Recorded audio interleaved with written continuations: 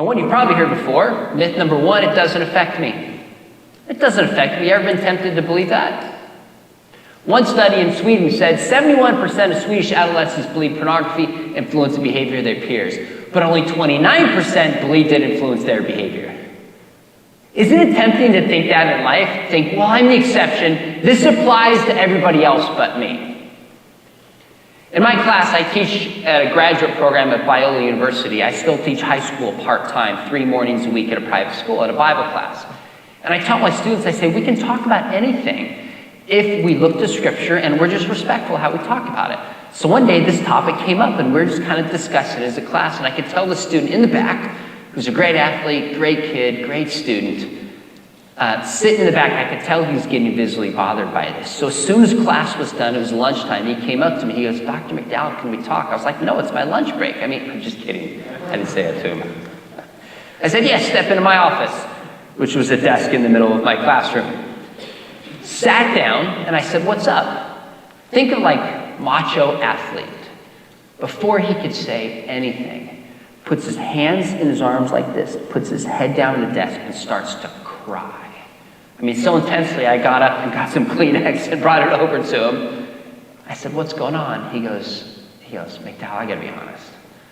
For, I don't remember how long he said, 3 or 5 or 6 months, I go to my room at night, turn my lights off, and my parents think I'm going to sleep. Because I pull out my phone, my tablet, my computer, and I just look at porn for hours. I can't stop. He said, I can't stop. And so first off, thanks for opening up. This is the first right step. I said, second, I care deeply about you. We're going to work this through together. I said, third, let me ask you a question. How has this affected you? And he said, the same thing I hear from every young person who tells me to look at porn, at least young guys. He said, I can't look at a woman the same without undressing her in my mind. It doesn't affect me? It doesn't affect me? Pamela Paul, a journalist, said a single 20-something graphic designer told me he would find himself in bars berating himself over the ways he scanned potential dates. I'd be saying, no, her breasts are too small, she's not worth it, then wonder, who have I become? Why am I judging women like this? It doesn't affect me. Dr. Gary Brooks from Texas A&M, he said, the problem with softcore pornography is that it's voyeurism. It teaches men to view women, or women to view men, or men to view men as objects rather than being relationships with women as human beings. You see what his point is? If you look at pornography, what happens is it teaches you to view and treat human beings as objects that exist solely for your pleasure. It does. Look at pornography. It teaches you to objectify people. Not as beings to love, but as things to use. Don't want to call back. Sorry. That's okay. That's really nice of me to apologize in the middle of my session. John Paul II, former pope, he said, the problem with pornography is not that it shows too much, it's that it shows too little. Now, what does that mean? You're thinking, wait a minute, it shows too little. It seems like to me like they take their clothes off in pornography, right? That's not his point. You see, sex is designed to involve the emotions, a relationship, trust. A whole bunch of factors are involved in the way God designed sex to be. What pornography does, it strips the relational component, strips the emotional component, strips the spiritual component, and makes it just purely a physical act. It's not that it shows too much, it's that it shows too little. It reduces it down to a physical act, so you watch this physical act, get pleasure out of it, and begin to associate people as objects that you use for your good. St. Augustine said we're supposed to love people and use money. But the reality is we love money and we use people. Pornography teaches to look at people as objects. Do you see how foolish it is to say it doesn't affect me? Here's another way to think about this. I want you to write down what's called a script. Now, when you think of a script, you think of a movie script. That's not exactly what I mean. By a script, I mean a way that we have in our minds of how we behave in a certain setting. So you have a script about how you behave in an elevator, right? And it's different about how you behave at like a football game. Right? Have you ever noticed there's a script about how you're supposed to behave in an elevator?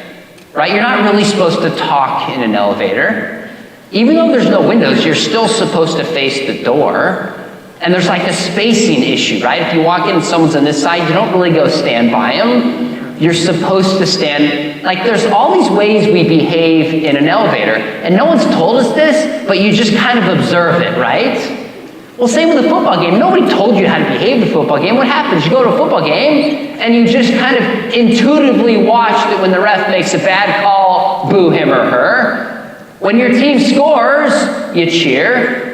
And when the guy with the funny hat walks by, give him $5 and give you peanuts and a pretzel or nachos, popcorn, or a burger, or maybe a Coke. Right? Try that in the library, and someone's going to think you're nuts. We have scripts in our mind about how we behave in different settings. But the reality is, people haven't always sat us down and told us how to behave, we just observe it. Here's a really important question. Where have you developed your script about how to behave sexually? Where have you learned how to treat the opposite sex? What to expect in sex? Friends, I don't know each of you individually, but your generation as a whole has learned their script about sex, not from their parents, not from the church, not from sex ed, but from porn. That's a question you have to ask yourself. Now, one thing we've seen recently is a significant increase in the amount of people engaging in anal sex. It went from an outlier activity to something that's somewhat the norm, and the question is, why would this be the case? And I think Professor Mark Regner's got it right. He said, demand for anal sex is largely psychological, and the result of a porn-induced script about the anticipated pleasures of anal sex. You see somebody in a movie, in a TV show, in pornography, enjoying it, so you associate anal sex with pleasure, and despite what it does tearing the physical body, despite the actual pleasure of it, people get a script in their mind and then they try to act it out. Where'd you get your script about sex? And is it biblical? And is it true?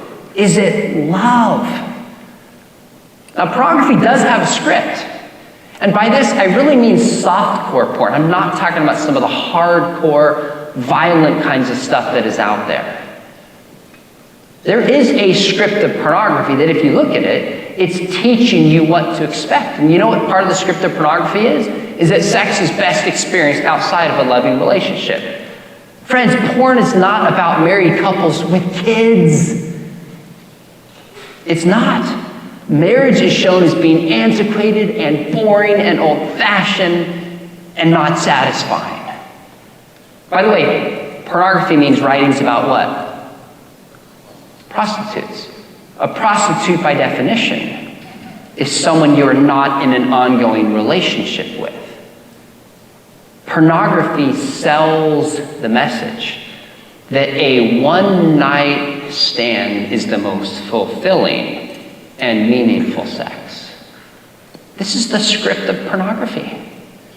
The idea pornography sells is that, gosh, marriage with one person for life is so boring. There was a Carl's Jr. commercial a few years ago, and Hugh Hefner, the founder of Playboy, was sitting there, and you see a redhead, you see a brunette, you see a blonde, and then you see him bite a chicken burger, and then he bites like a bacon burger, and he goes, you know what, some guys like something different every night. You know what the message is, right?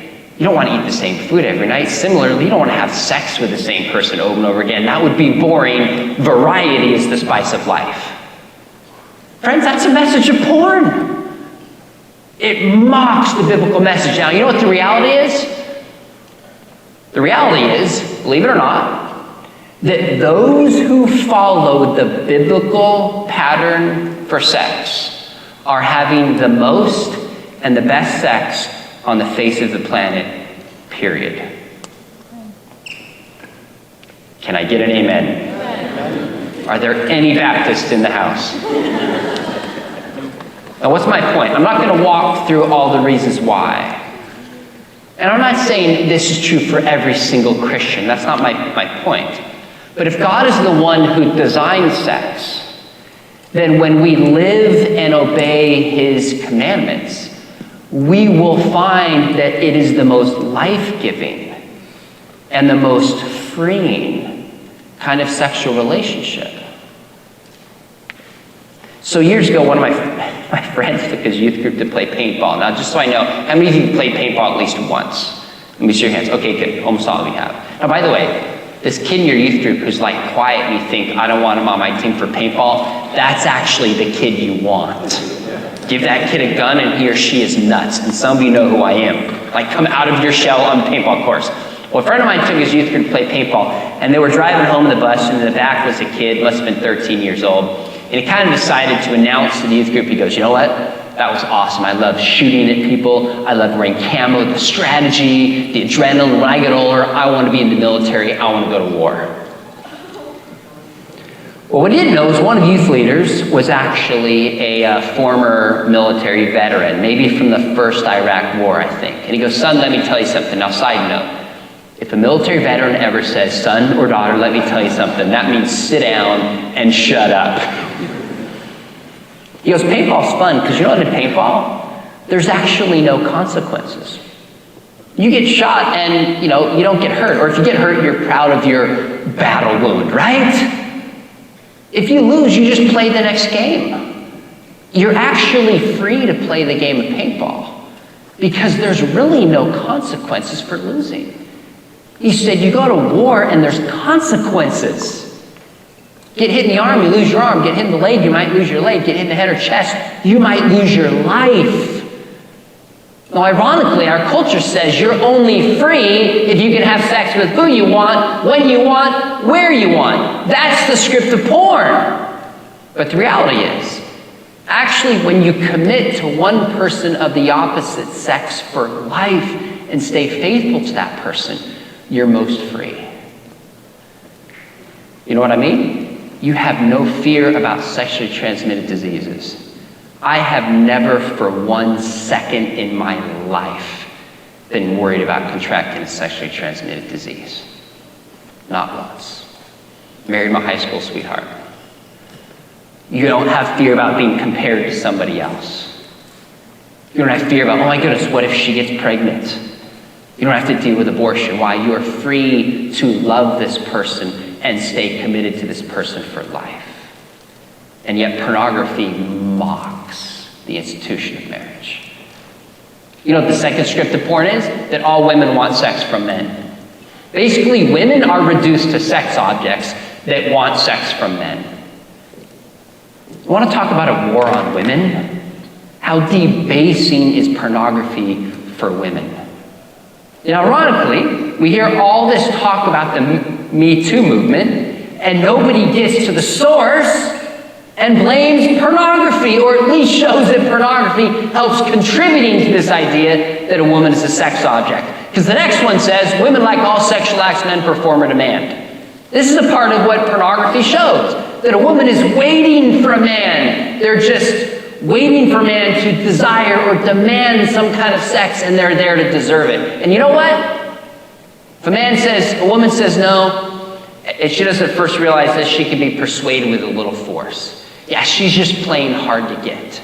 You see how ironically porn is teaching that all women want sex. If she says no, just use a little force. At the same time, we've had a massive explosion of the recognition of sex abuse, and nobody ties the two together and says maybe porn is a part of the issue. No one does. It's unbelievable. It doesn't affect me. This is the script of porn. If you look at it, you're shaping your heart and your thoughts and your ideas about what to expect in sex and marriage. You don't think it affects you? Here's an article. You can read it online if you want to. 2012 research, and they brought together these 4 professors, all the peer-reviewed research they could find about how pornography affects young people. And they said those who look at pornography are more likely to be distracted by thoughts of sex, have more permissive sexual attitudes, believe men should be more dominant than women, accept the notion of casual sex, engage in sexually risky behavior, engage in sexual harassment, be sexually aggressive, have insecurities about their sexual abilities, express insecurities about their body image, and have clinical symptoms of depression. Don't tell me it doesn't affect you.